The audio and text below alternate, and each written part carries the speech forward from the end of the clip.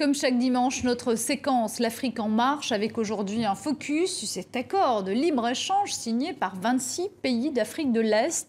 Un axe qui va de l'Égypte jusqu'à l'Afrique du Sud. Et avec nous, pour en parler, Malik Diawara, journaliste économique du Point Afrique. Alors ce traité, on le dit tripartite parce qu'en fait il va regrouper 3 régions économiques. Il rassemble 625 millions d'habitants, un PIB de 900 milliards d'euros, c'est énorme. C'est surtout en fait un accord entre pays anglophones.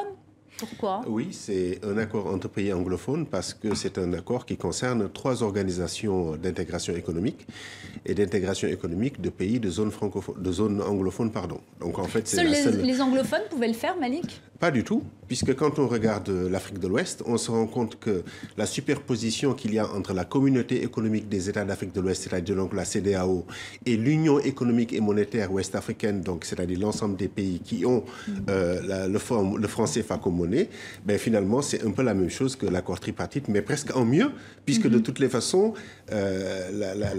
l'objectif de la communauté économique des États d'Afrique de l'Ouest, c'est d'atteindre l'intégration totale, alors que là, on est juste... Il faut bien admettre aussi que c'est en Afrique anglophone que les économies sont les plus dynamiques aussi. Oui, mais je pense que ce n'est pas le dynamisme économique qui détermine la volonté d'intégration des pays.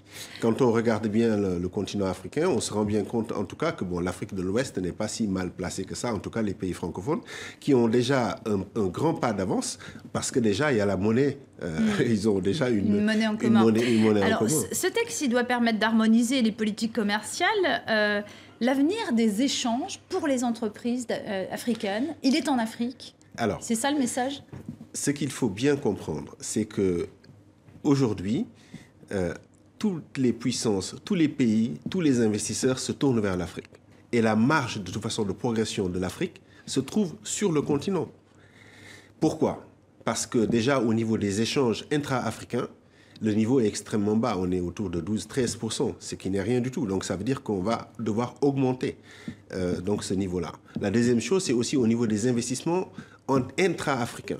Là, en 2013, les choses ont bien progressé et la volonté qui est affichée là par cette organisation, donc qui vient par le tripartite, donc c'est de pouvoir développer justement développer les investissements, faire tomber les barrières, etc., etc.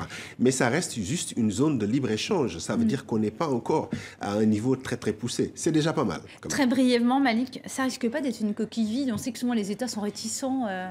Non, je crois pas que ça. Je pense que ça s'inscrit dans une logique de ce que j'appellerais moi une sorte de panafricanisme économique.